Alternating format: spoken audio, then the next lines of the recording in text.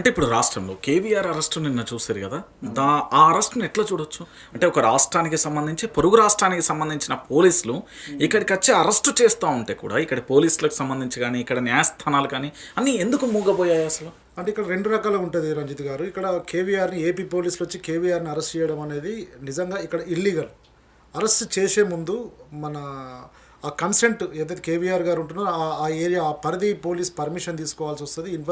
ఆ ఎస్హెచ్ఓకి ఒక requisition letter పెట్టాల్సి వస్తుంది. రిక్వెజిషన్ పెట్టిన తర్వాత ఆయన పర్మిషన్ ఇస్తే వీళ్ళ ఇంటికి రావాల్సి వస్తుంది. నిజంగా ఇంటికి వచ్చిన తర్వాత కూడా ఇంట్లో కేవీఆర్ గారు ఉన్నా, వాళ్ళ వైఫ్ ఉన్నా, వాళ్ళ ఫ్యామిలీ ఉన్నా వాళ్ళకి నోటీస్ ఇవ్వాలి.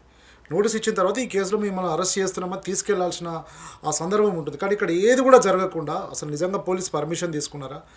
నిజంగా ట్రాన్సిట్ వారెంట్ అనేది ఒకటి ఉంటుంది. ఆ రాష్ట్ర సరిహద్దులు దాటినప్పుడు, రాష్ట్రాలు వేరైనప్పుడు, ఒక రాష్ట్రం నుంచి ఒక పోలీసు యంత్రాంగం ఒక కేసులో అరెస్ట్ చేయడానికి వచ్చినప్పుడు అక్కడ ఈ కన్సెంట్ కోర్టులో ట్రాన్సిట్ వారెంట్ తీసుకోవాల్సి వస్తుంది. ఏది ఇప్పుడు తను ఏ పోలీస్ స్టేషన్ పరిధిలో అరెస్ట్ చేశారో ఆ పోలీస్ స్టేషన్కి సంబంధించిన కోర్టులో పర్మిషన్ ట్రాన్సిట్ వారెంట్ తీసుకొని తనను అరెస్ట్ చేసే అవకాశం అది లీగల్గా ఉంటుంది. కానీ ఎక్కడ కూడా ట్రాన్సిట్ వారెంట్ తీసుకున్నట్టు కానీ ఆ కన్సెంట్ ఎస్హెచ్ఓ ఆ పర్మిషన్ తీసుకున్నట్టు కానీ కేవీఆర్ గారి కేసులో మనకు కనబడతలేదు. నేను ఏమంటున్నా అంటే డైరెక్ట్గా ఒక ప్రశ్న అన్నా, ఎందుకంటే మీరు ప్రముఖ న్యాయవాదిగా కొనసాగుతున్నారు, వందలాది కేసులను పూర్తి స్థాయిలో ఛేదిస్తున్నారు.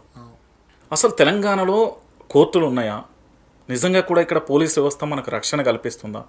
ప్రభుత్వం ఉందా లేదా? ఎందుకంటే కేవీఆర్ విషయంలో చూసినప్పుడు ఇక్కడ నా సమీప పోలీస్ స్టేషన్ను పర్మిషన్ తీసుకోవడం ఒక ఎత్తు, దాంతోపాటు తెలంగాణ మెజిస్ట్రేట్ ముందు కూడా హాజరుపరచాలి కంపల్సరీ, ఎందుకంటే రెండు రాష్ట్రాల సరిహద్దు కాబట్టి.